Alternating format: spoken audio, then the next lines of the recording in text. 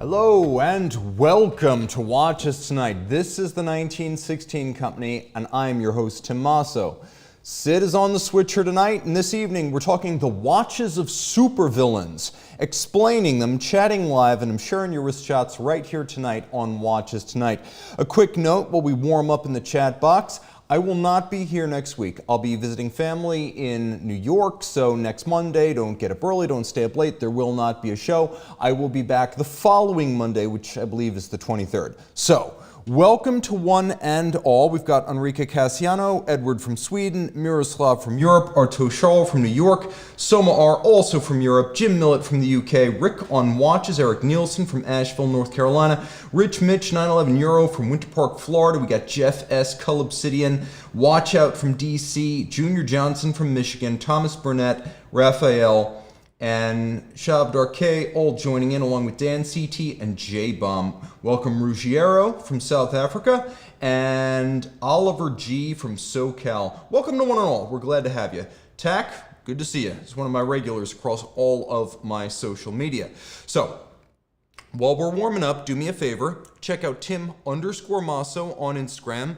It's the most fun you can have in 30-second snippets. Watch reviews, weigh-ins for Platinum Rolex, Platinum Journe, Platinum AP Full Bracelet, Royal Oaks. If you want to see all of this, plus some insights into the world of Tim Masso, it is after all a personal Instagram, not a corporate one, then check out Tim_Masso on Instagram. Dr. Kevin Moore, Moto Gunner, Eric R, welcome guys. We got a lot of our regular friends.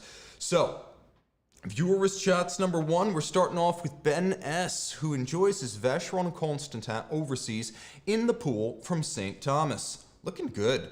I don't know what looks better, the sea or the pool right there. Both good. Can't lose. Jeff S. combines his Aston Martin Vanquish V12, latest edition, with his H. Moser & C Streamliner Torbjon skeleton. Looking good right there. Two machines I can get on board with. We've got Giovanni V. combines his grocery shopping with another Moser, this time the Pioneer Perpetual Calendar month date blue dial, and that one's from the 1916 Company, so thank you for trusting our team. Nicholas M. enjoys veal on Long Island's North Shore, the homeland of Tim Masso, with his Rolex Yachtmaster Platinum Steel. Neil B. enjoys the best known and most loved version of the Patek Philippe 5396 annual calendar dial, the famous and discontinued Sector. And then Eric R. of Utah impresses with the Romain Gaultier Prestige HMS Heure Minute Seconde. Do we have a Colonel? Is that what's going on in the background there? All right, guys, send your wrist shots to Monday Mailbag at the1916company.com or thewatchbox.com if you prefer vintage. The redirect will do the rest. Glenn T is in the box, joining in from the UK. We got Junior Johnson, Troy HD from Park City, Utah, Mason 1, who's a fan of the overseas, and we got Marco joining in from Firenze, which is the ancestral homeland of Panerai. Okay, Andrew T. Tim, as someone who highly rates Longuntaina, what's your opinion on them apparently recently being caught trying to cut costs by removing some of the internal angles from one of the movements? Well, I think when you do that, it's pretty easy to spot. I mean, guys, there's no secrets. We all saw the Hector. That was a watch built to a price point like 4 years ago. Everyone knew what they were doing right there, and it was all in plain sight. Look at the watch, and your eyes will tell you whether it's worth what they're asking for it. You can always tell the difference between a watch built to a standard and a watch built to a price. And with just a little bit of experience in the watch space, you could see that with your own eyes. That's how I feel about that. We have a guest joining in. We have one from Puerto Rico. We've got Vincent joining in saying, let's try to reach 400 live. Crushed Agave from New Mexico. Time Hill from Virginia. And Unpaved. I did your 5-watch and 12-watch collection from Watches Tonight and did it all in 3. All right, guys. Watches fit for supervillains. So for all the superhero exposure we've had at the cinema for the last, 20 years, they're rarely the highlight even in their own movies. Let's face it. You know that villains are more fun. That's always the case. I mean, remember 25 years ago when Lex Luthor ran for president? Do you remember that storyline? By the standards of like modern American politics, he'd be like the centrist by now. But it's true. That's not something Superman would ever do. He's not megalomaniacal enough to try to put himself on the market that way. But villains do it all the time. We're not talking Scarecrow or the Mist here, no. We're talking blue chip, full-blown volcano lair, flying fortress, moon base supervillains tonight. And not the apocalyptic kind either, because we want to take over the world so we can rule it, not end it, right? Where's the fun in that? Okay, so Rasputin, Voice of the Dragon, BPRD, Hellboy, we're putting you off to the side for now. Supervillains need some time to spend all the plunder on their supercars and their super watches. And I'm going to give you a shopping guide if you are a supervillain or if you admire one so you can live the lifestyle. So here it goes. Patek Philippe 6300 Grandmaster Chime. Now, of course, this watch originally debuted back in 2014 for the anniversary of the brand. That original yellow gold version was the most ornate, but it was only 1 gold, and it was only made in 7 pieces. Here, we can now get it in 2 different materials, far more elaborate, flamboyant, and expensive. So, size? Check. 47.7 millimeters. Here it is on my unheroic and unvillainous wrist. As you can see, much too large. Grandeur? You bet. It has 20 complications and 2 separate dials. And yes, the case does rotate, so you can wear it on either side. Expensive? Definitely. But the standard Patek Philippe Grandmaster Chime you see right here is $3,369,469. So, gross, other people can have it. That's no good. You want something unique as you are, supervillain. But a true supervillain, if you think about it, would opt for a charitable subterfuge, as they often do, and score the one-of-a-kind 6300A for Acier stainless steel that sold for $31.19 million at Only Watch in 2019. That hits the spot. And I also think Dr. Evil would appreciate this because of the ridiculously slow chiming mechanism. No, I'm just kidding. That's IWC. Now, this one chimes just fine. Still, I think Dr. Evil would appreciate it. Having gone into cryogenic hibernation during the 1960s, when the 2499 was the hottest thing going at Patek, he would be impressed these days that Patek now has 2 dials and 20 complications in a single watch. All right, back in the box, we got Sashi, Ian, BS, Mark S joining in. We've got Norm M. Always wondered what contracting company the villains used to construct their secret lair. Secret to you and 5,000 workers. I think you've just got to put them under contract. They presumably build it for you, and then they stay on as your minions and henchmen.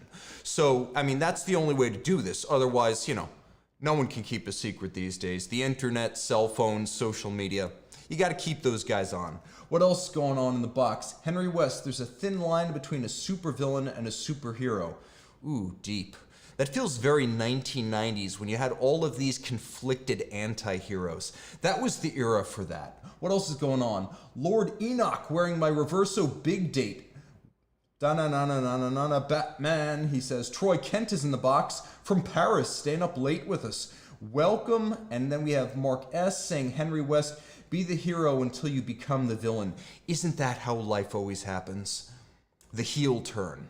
The most provocative storytelling twist. Okay, Omega Seamaster Diver 300 meter. This one should be obvious, but finally the bad guy gets to wear an Omega, and it should be. We're all burned out by the endless James Bond editions of the Omega Seamaster Diver 300 meter. That's one of too many to remember.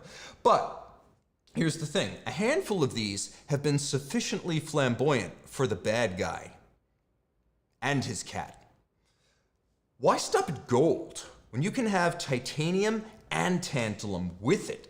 I reviewed this tritone 1993 Omega Seamaster Diver 300 meter chronograph 9 years ago. Going back to my late 2015 review, you'll note that I pronounced it fit more for a James Bond villain than Bond himself, and that was probably the first seed of this notion of a supervillain watch. But yeah, that's an Omega for the villain. And Omega offered more for the evildoer, with a preference for display casebacks. So the modern paradigm supervillain got the Omega Seamaster Diver 300-meter tritone limited edition, no date, in 2018, and come 2020, there was a chronograph to go with it, because we all know supervillains would totally double wrist. Okay, Darth Vader, like any good Sith Lord, understands that size matters. After all, he stands 2 meters tall. And that's why we have super Star Destroyers instead of the normal puny kind. So, we also have the Lego equivalents. A Langa Unzona, Richard Langa, Perpetual Calendar, Terra Luna. This watch has it all. So, launched in 2014 in white gold or rose gold, it is an enormous precious metal hockey puck, 45.5 millimeters in diameter, and it packs a caliber with 787 parts, a 14-day power reserve indicator, a perpetual calendar, a remontoir constant force device, a display of the moon phase, the rotation of the Earth, 24 time zones, the moon orbit, and the sun orientation. Pro tip, the position of the balance represents the relatively unchanging position of the sun relative to the moon and the Earth. So that's what's going on there. This thing had it all. Truly the most compelling Langa watch that no one can wear, and if you don't quite have the money to swing a Terra Luna, I don't know, maybe you're an upcoming Sith Lord, maybe you're still a Padawan. Well, for that, there is the Langa 31, the Monatswerk. 1 month of power reserve, you just don't get a lot of complications. You know, seniority has its privileges. Okay, jumping into the box, Cull Obsidian, Beauvais, Blancpain, Breitling. Why do shady people always wear watches beginning with B? Do they? I don't know. That's a bit of a mystery to me. I never really made that connection, although a Beauvais does feel like something a supervillain would wear. What else is happening here? We have Eric Ensing, Hans Gruber, with a Cartier tank on the wrist, an all-time classic. Guys, it was the 80s. What else is going on here? Ben 10, what's good everyone? I'm wearing my pink gold JLC Memovox that I got from the 1916 company. Salute Tim and salute to you, Ben. Thank you for trusting our team. John Atchison joining in from Wales in the UK. We got Canuck Watch Collector from Canada saying Beauvais is a good candidate for a villain. We've got Giovanni joining in. Greetings from Munich. Welcome, Giovanni, and thank you for staying up late in Europe. Moto Gunner, Dark Side of the Moon Speedy for Vader. Maybe the Dark Side of the Moon Black, the one that was all black, the one for which there is none more black. And then we got Doc Mick in Florida saying hi, along with Andrew Stark. What is Davide Chirato wearing? I would say at this point, probably he's done with HYT and he's done with Tudor, so probably a Bremont. And then Renside joining in. Welcome, William Rizzo from Florida Keys, Omega Aquaterra 41 green dial right now. And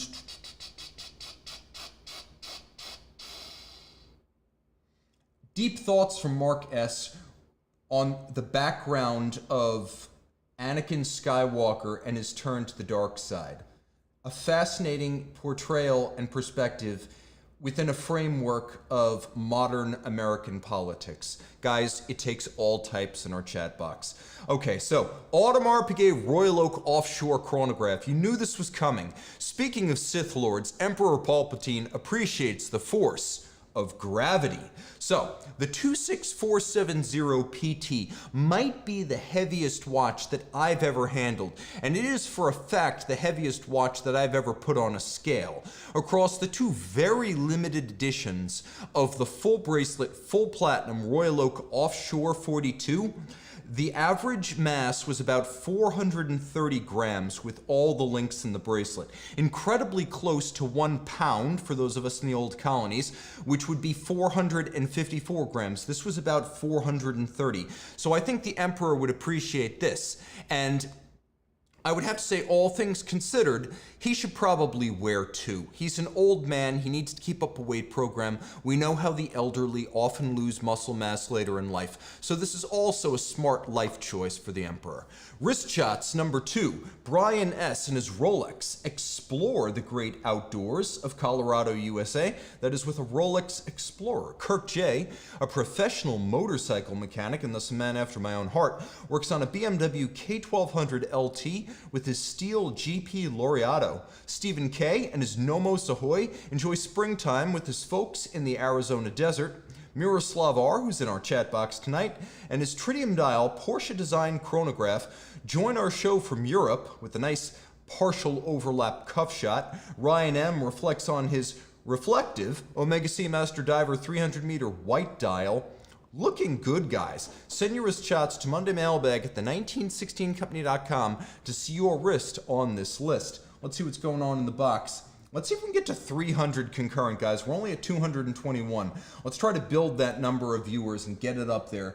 We've got Mirko joining in from Hamburg, staying up late. We got Michael A. in my time zone down in Orlando, Central Florida. Dr. Kevin Moore saying, I was just watching the verses you did with 1 versus the Yachtmaster 2 earlier today. You know, that's the great thing about the videos I put up. They live forever. I guess maybe that's for better or worse. And what else is happening right here? We have Rick B., who likes Ian's choice for Darth Vader, who thinks Darth might wear a Vanta Black by Moser. Well, that's true. That is the blackest of blacks. They absorb 99.965% of light. Rick on Watches saying Hans Wilsdorf has a supervillain ring to it. So does Terry Nataf. And he was, in my opinion, the original watch industry supervillain. There's another one, and we'll talk about him soon. What else is going on in here? JJ Dent saying, how come you were not on the recent interview with Mr. Wonderful? Well, typically George handles those really high-value clients, and so it was a natural George interview because that's the kind of guy he relates to and does business with. So this being an acquisition model, I hope more guys like that will call George, because I don't work on commission and he does. It's just the right thing to do. What else is going on there? We got Eric Nielsen. Josh Thanos had the wearable titanium offshore to match his villainous surname. That's true. Although Josh is Thanos and the villain is Thanos. What else is going on in the box? Because Josh comes from a Greek family and Thanos presumably comes from Titan, which is another planet. What else is going on in the box? Juan Farrell joining in from Melbourne. And B Spoon 11, currently wearing my Dark Side of the Moon, but not feeling too villainous. I'll use my powers for good. That's right, considerate of you. I think the world needs more heroes, even small, everyday acts of heroism. Kian Bani, what would the evil version of Tim Massa wear? You assume that I'm the good version. You might be assuming too much. What else is happening here? RK Karu saying, greetings from Sri Lanka, Tim. You have quite a following over here. And you are my hero for being up incredibly early in the morning, I'm assuming at that point. What time is it where you are? Let me know. We have Darius joining in. Best baddie watch might be the Gordon Gekko's Cartier. That's true. Sashi saying, wouldn't villains want to control their gadgets through their watches? So they'll most likely be wearing a smartwatch. Yeah, maybe, but at the same time, I don't know. Don't villains of today have brain chips or something like that? I feel like controlling your gadgets through your watch feels very like 70s. I think today's villains are a little bit more with it. After all, many of them come from a tech background. What else has happened? Enrique Casiano. So this is why Tim is so cool. He's the villain of the story. Believe it.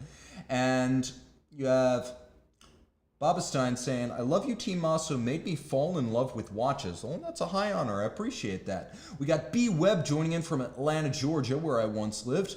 And we have Johnny P. Shout out for Caesar at the Scottsdale Boutique's incredible knowledge and gracious hospitality. We always like to call out the good guys. Brian Kelly joining in from Ireland. Okay, in the box, we have a little note that it is 2:49 a.m. in Colombo, where RK is watching from Sri Lanka. That is commitment, and I appreciate it. Sid appreciates it too.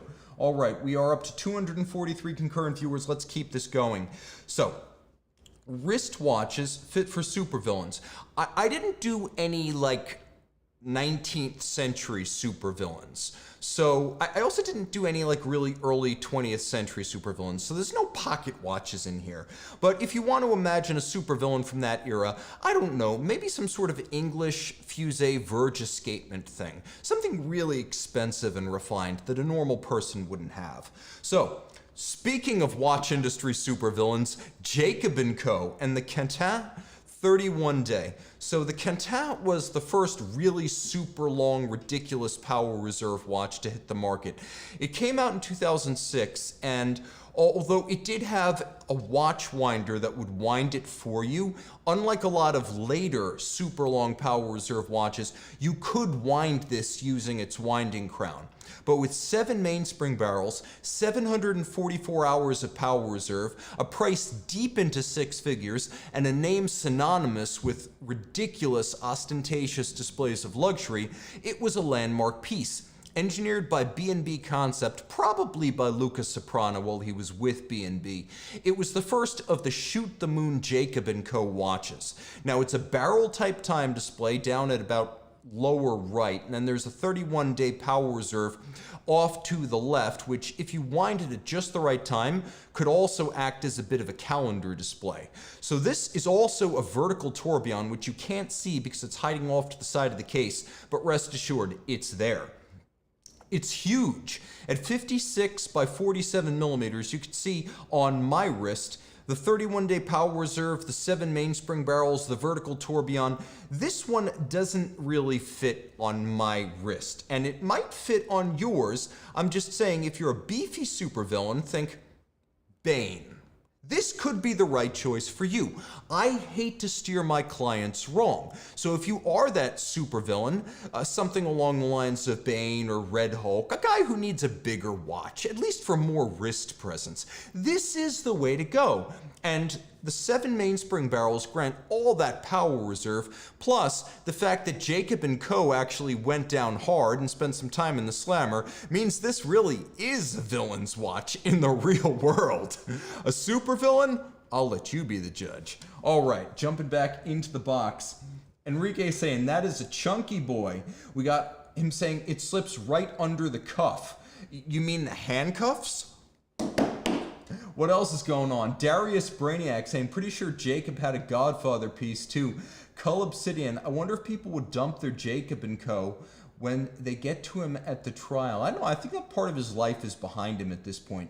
Eric R. saying, would the barrels have to be in series or parallel to support a laser complication? I would say at this point, either one is fine, because no is the answer either way. A laser complication, or a laser complication for your sharks that have lasers attached to their heads. What else is going on? Norm M asking what Walter White, i.e., alter ego Heisenberg, should be wearing. That's a very good question. And I would think that the real Heisenberg might have worn something like a reverso. So, because Walter White was two-faced, it would seem to fit. What else is going on here? Cull Obsidian saying that is not a shock-absorbing enough watch for Bane of Batman fame. He would wear either an RM or the IWC Big Pilot shock absorber. Yeah, that's not a bad idea. Field Walker, Sauron gets the Eye of Sauron Glasuta. I don't know what Sauron would wear. Sauron has neither a pocket nor a wrist. He's basically just an eye. So maybe a sundial? I don't know. That's a tough one. What else is going? We have Jonathan saying, Tim, how do you feel about Panerai quality nowadays? It depends on the model. It's always going to depend on the model. Some are very much built to price, some are not. If you're going out and you're buying something like a 1575 Platinum Tech Perpetual Calendar, game on. If you're going to buy something with holes in the lugs and a snap case back and a solid back and some Volflurier movement, probably not that great. Marco, H3HYT. That's true. That's the one with the linear fluid time display built by APRP. And then we have Doc Mick in Florida. Tim going hard on Jacob. I'm being fair. I said that part of his life is over. He's on the straight and narrow now. Rich Mitch, would Magneto wear a Milgauss? Maybe, but I feel like the 15,000 Gauss Aquaterra would be a better choice. I think from a functional standpoint, but Magneto, depending on the portrayal, is sometimes portrayed as an older man. So older men have more money, so maybe a Patek Philippe amagnetic. What else is going on in the box? Norm M, we've gone this far on villain watches and not mentioned Hublot. I think we can all agree that maybe that is when Jean-Claude Biver himself became a villain. What else is going on here? BNS saying Two-Face is another villain. True, and I believe that episode of Batman's history did have a reverso associated with it. Enrique Cassiano, Harvey Dent would wear a J12 Paradox. Possibly. I would also think that because he's an attorney with two faces and two personas, and he may have to bill time on both the villainous and virtuous side, maybe he would own the MB&F Legacy Machine sequential. Because after all, having two separate chronographs for two separate lives makes sense for an attorney who needs to bill time. What else is going on in the box? Andrew T, is the Breguet 3810 a good entry point to the brand? Yes. No objections. If you like the way it looks, and importantly, the way it fits, those lugs are not standard, no problems. All right, JLC Grand Reverso, a triptyque. The triptyque is the craziest reverso, circa 2006. So once the most complicated reverso ever made, this 2006 launch remains among the most complicated and easily among the largest and heaviest ever.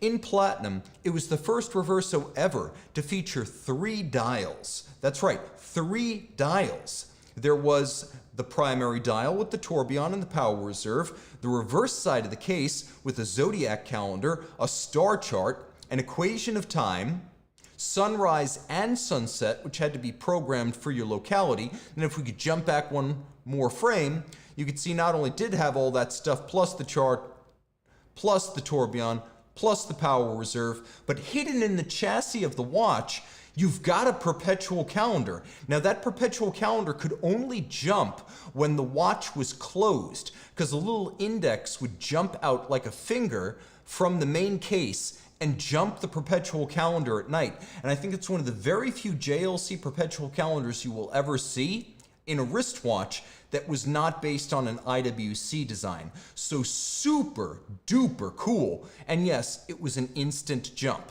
So lots going on here. 3 dials, sunrise, sunset, the tourbillon, the power reserve indicator, perpetual calendar, sidereal time, equation of time, star chart, and exclusively in precious metals. It was a lot to take in. It was made in platinums, it was made in gold, there was a version with a black dial which is to die for, but it was so big and so heavy that it had a case lock. So you could lock the case closed so that its incredible mass wouldn't cause it to fly open in hand-to-hand combat with a superhero adversary. My wrist is too small for this beast, and it's not even close. But if you can wield the Infinity Gauntlet, then you're probably diesel enough to rock the 38 by 47 millimeter, more than half-pound triptyque, even in platinum. Yes, it was also a comic book. Most of these things were. What else is going on here? Got Tahir joining in. What will be the market of this watch today in good condition? What are we talking about? The triptyque? I would say probably like 125 to 150,000. It's probably the market today.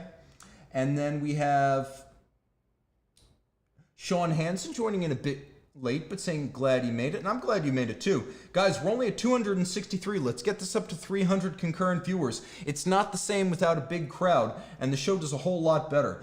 Unpaved, Longa, Darth, Chaikin, Joker. Aren't these obvious picks? It's true, there is a Joker watch that would be a natural match for the Joker, but something about the Joker feels, I don't know. I don't know that he would wear a luxury watch. He has other priorities, let's put it that way. What else is going on? ATH, would you recommend switching Laureato 42 for Chopek Antarctique 38? I think the Chopek is probably a better all-around watch, so yeah, I think I would. Ben 10, the JLC Polaris chronograph wears so comfortable and it's fairly large. And what else is going on in here? We've got Edward saying, only comics I've read is Tintin and Blake and Mortimer. We got Brian joining from Omaha. We're happy to have our friends from Omaha, the American Midwest. Raul K, Yellow Gold Day Date with Onyx Dial needs to be on this list. Well, I can't talk about Rolex, so unfortunately it's not, but yeah. What else is going on here? We have Ahmed joining in from Germany, staying up late with us. Celine Bob is saying, not sure if it's been mentioned already, but Jordan Belfort's gold GMT from the Wolf of Wall Street that he threw into the crowd. Okay, taken under consideration. Ben 10, what's the highest price you've seen for a JLC service? I think like 6,000 or 7,000 for a minute repeater, but I thought even that was kind of fair, given that it was also a 15-day power reserve. That would be the highest. Adam Romanov, an old friend, joining in from Miami. Good to see you, my man. All right, jumping back to our villainous watches. FP Journe FFC. You knew it was coming. Okay. By sheer coincidence, and only coincidence, this does look a lot like the Infinity Gauntlet. And it's purely coincidental. But here's the thing. Digits of the hand combine with the orbital minute to express the time. And while that might have made this near $1 million finger-style automaton a good match for Thanos, the FFC is already spoken for. It's the only watch here that's actually invented and made by a real-life supervillain. And no, much to my dismay, none of the time displays involve a freestanding middle finger. Believe me, I checked. I was so hopeful. And given the origin of the watch, I thought there was at least a 50% chance it would have that functionality, but it does not. That's how you read the time on this watch. Perhaps this feature will be reserved for a piece unique in the future. I wonder if you asked, piece unique, could you get the middle finger? Would he do it? I don't know. It might just be how many billions you can contribute to the cause. After all, a supervillain needs a war chest. What else is going on? Viewers chats number 3. Assad celebrates his 20th anniversary with the Rolex Submariner given by his in-laws for his wedding. And Warren P. and his Breitling cosmonaut prepare for travel on the flight deck of a Boeing 737. Ken W. He watches right here the Plant versus Resendiz fight with his Zenith Chronomaster original triple calendar. JD and his Rolex Explorer 2 Polar, Spelunk inside the caves of South Dakota's Wind Cave National Park, and CJ from Northern California wears his 1916 sourced JLC Polaris chronograph after work. Send your wrist shots to Monday Mailbag at the1916company.com to see your passion in this fashion. Soma R in the box saying, love that cosmonaut. What else has happened right here? We have Unpaved, who I think was happy to see that we had the FFC and FP Journe in there. He is, after all, a real-life supervillain. Crushed Agave saying, Frank Muller, crazy hour for the Joker. You know how Beat Heldeman made a watch that's completely impenetrable? You can't see it through the black crystal. I feel like that's something the Joker would wear because he would appreciate irony. What else is happening in the box? I think he might also appreciate the talking time with Tim Masso Sartori Biard SB04 in purple. Ahmed saying that Mark has one of FP Journe's, and he has one of the FP Journe's, and he's a supervillain. And what else is happening right here? We got Mark S asking, what does Zuckerberg wear? Isn't that why Google was created? We have him asking, what does Jamie Dimon wear? What does Bezos wear? What do private equity guys wear? Again, these rich people are now so public you can just Google their names. It's not like the era of Andrew Carnegie or Commodore Vanderbilt where you'd never know what pocket watch they owned. You know, these days you know everything about all the rich guys and it's public, and a lot of them even have their own social media. They go right to you. You can't avoid them. What else? We're getting close to 300. Let's hit 300, guys. We're 271 concurrent viewers, and I got more fun ahead. Okay, watches fit for supervillains. Here we go with De Bethune, because you knew this was coming. So this is the DB29 Maxi Chrono Torbjon, which is superbly suited to me, obviously. It's like the usual suspects, guys. I was the villain all along. Now, if you doubt that, think about how many retirement savings I've destroyed, marriages I've rent asunder, college funds depleted, inheritance vaporized. I've broken homes, families, relationships, destroyed marriages. Guys, I am the ultimate supervillain in the wristwatch space, and you never even saw it coming. Kaiser Sose. All right, so this $300,000 custom-only Debatoon is unlike any other model they made past or present. Its bulb-like 46mm case is virtually lugless and wears easily. Despite being a 46, it's very small. This image of the case back without the strap really hammers home the nearly round and lugless quality of this watch and how it wears. The dial, if we go back to the front, includes 5 coaxial hands. Yes, the hours and minutes of the day, but also 60 chronograph seconds, 60 chronograph minutes, and 24 chronograph hours. They're all read from the center, coaxial. Thus, the Maxi Chrono. Debatoon included 3 separate column wheels and 3 separate clutches for optimal sequencing of the seconds, minutes, and hours. The Hunter caseback allows access to a movement that is extravagantly decorated, equipped with a 30-second tourbillon, a 5 Hz escapement, and no fewer than 5 patent-protected technologies. Beveling, skeletonization, mirror polish, it's all there. I would also say, because this is sold on request only and there is no inventory, all orders are considered custom. You'll find only rose gold pictures of the watch online because in that form it came out in 2014 and won the GPHG Chronograph Prize. But here's the thing, it's full custom, just like the Dream watches. So if you want platinum, white gold, a different colored dial, gem setting, engraving, everything is on the table. It's part of the CS Como Special program. So if you've got the money to foot the bill and 300 grand is about what it takes, this thing can be as unique as your supervillain lair. And I will also say this, when I take over the world, not if, but when, I'm going to give Debatoon an imperial warrant as watchmaker to the Emperor's court. Denny, get ready. What else is going on in the box? Ben 10. If only I had a bigger wrist to wear an H. Moser. And Enrique Cassiano saying, horological horseman of the apocalypse. Brian Scott, remember to upvote, guys. I get so engrossed in the entertainment, I sometimes forget to give Tim a thumbs up. I appreciate that too. Give me a thumbs up, like and subscribe. I don't ask often. Brendan Cunningham, economist and Rolex fan, saying some villain wears an evil ninja? I think I'm missing what he's saying right there. And what else going? Rich Buddy, it's nice to know a simple Calatrava can check all the boxes. It can, but it's not megalomaniacal. Parmigiani Fleurier Bugatti, the Type 370. When you only need 2 seats, a Bugatti is as good as it gets. And Pinky and the Brain only needed 2 seats back in the 1990s, when on a nightly basis, they would attempt to take over the world, and Bugatti, around that time, was selling the epic EB110. 12 cylinders, 5 valves per cylinder, 4-wheel drive, 4 turbochargers. It was a megalomaniacal car. And it's true, they predated the Bugatti 370 Parmigiani model by about 9 years, but I suspect both Pinky and the Brain would have appreciated its qualities. Brain would have appreciated the intricate engineering, 10-day power reserve, and refined decoration of the Parmigiani Bugatti 370. Pinky would have appreciated that Parmigiani sounds a lot like cheese, and there's nothing a mouse loves more than cheese.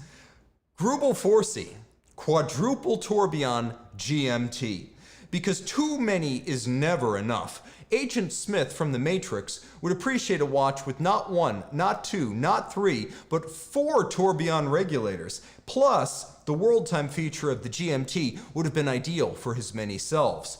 The twin tourbillon regulators of the quadruple GMT operate as 2 independent versions of the original double tourbillon 30 degree.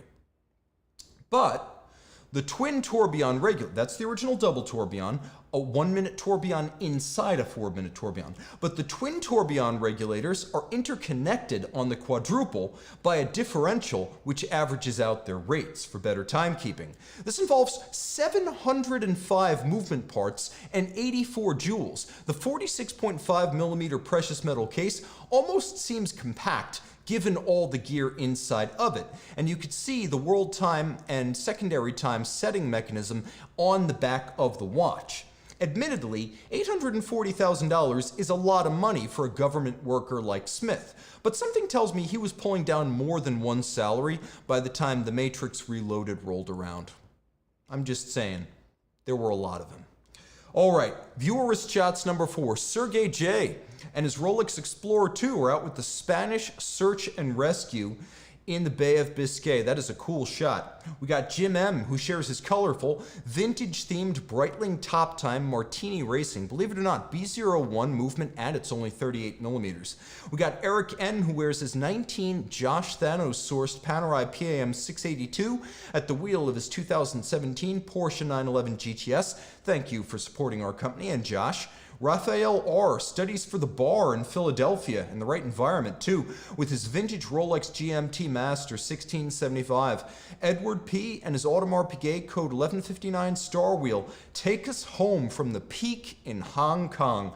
A great place and a great watch both. Send your wrist shots to Monday Mailbag at the1916company.com to see your analog on this digital. Guys, thanks to everyone. It was an absolute blast. I had a lot of fun with this theme, and thanks to Sid on the switcher. I'm not here next week, so don't tune in, but I'll be back the week after that. Until then, time out.